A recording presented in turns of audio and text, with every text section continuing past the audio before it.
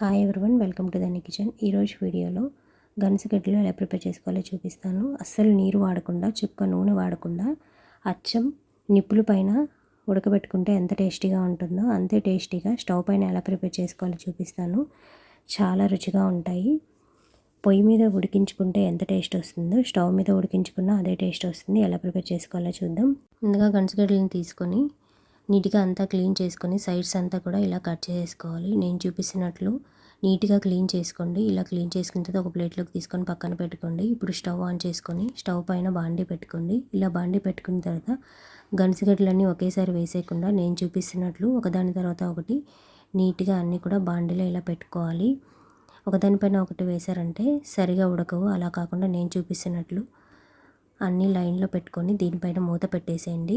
మంట అనేది మరీ హై ఫ్లేమ్లో కాకుండా మీడియం ఫ్లేమ్లో పెట్టుకొని వీటిని ఉడికించుకోవాలి. ఇందులో చుక్క నూనె కానీ నీళ్ళు కానీ ఏమీ వేయాల్సిన అవసరం లేదు. నిప్పుల పైన ఉడికించుకుంటే మనకి ఎంత రుచిగా ఉంటుందో అంతకంటే రుచిగా ఉంటుంది. మీరు కూడా ఒకసారి ట్రై చేయండి. 10 నిమిషాల తర్వాత మూత తీసి ఒక సైడ్ బాగా ఉడికిపోయాయి కదా, ఇంకొక సైడ్కి స్పూన్తో ఇలా అంతా కూడా తిప్పుకోవాలి.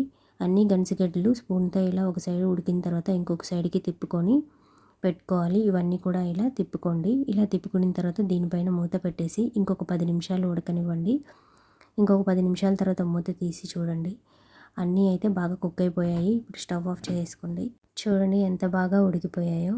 ఇప్పుడు స్పూన్తో ఇలా ఒకసారి చెక్ చేసుకోండి. స్పూన్ గుచ్చగానే లోపలికి బాగా వెళ్ళిపోతుంది కదా, మెత్తగా ఉడికిపోయింది. ఇప్పుడు ఒక ప్లేట్ తీసేసుకొని అన్నీ కూడా ప్లేట్లో పెట్టేసుకోండి. ప్రిపేర్ చేసుకోవడం కూడా చాలా ఈజీ. ఇలా మీరు ఎప్పుడైనా ట్రై చేశారా ఫ్రెండ్స్? మీరు ట్రై చేసింటే కమెంట్ చేయండి. మీరు కూడా ట్రై చేయండి. మీకు ఎలా కుదిరిందో కూడా కమెంట్ చేయండి ఫ్రెండ్స్.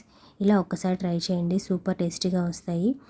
ఎక్కువ పండు లేకుండా అప్పటికప్పుడు రుచిగా అయితే ప్రిపేర్ చేసుకోవచ్చు. ఈ గన్సిగడ్డలో వాటర్ పోసి ఉడికించుకోవడం వల్ల టేస్ట్ అనేది అంత బాగా ఉండదు. అలా కాకుండా నేను చూపిస్తున్నట్లు చుక్క నూనె కానీ నీళ్ళు కానీ వాడకుండా ఇలా ఒకసారి మీరు కూడా కుక్ చేసి చూడండి. టేస్ట్ అయితే చాలా బాగుంటుంది. మీ ఇంట్లో అందరికి కూడా చాలా బాగా నచ్చుతుంది.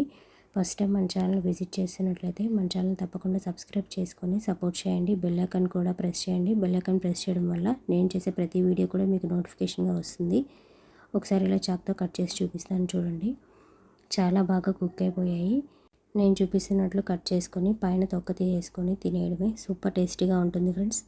ఈ వీడియో మీకు నచ్చినట్లయితే ఒక చిన్న లైక్ చేసి మన ఛానల్ని సబ్స్క్రైబ్ చేసుకొని సపోర్ట్ చేయండి. ఇంకొకటి కూడా నేను చేతితో బ్రేక్ చేసి చూపిస్తాను చూడండి. ఎంత బాగా ఉడికిపోయిందో. సూపర్ టేస్టీగా ఉన్నాయి.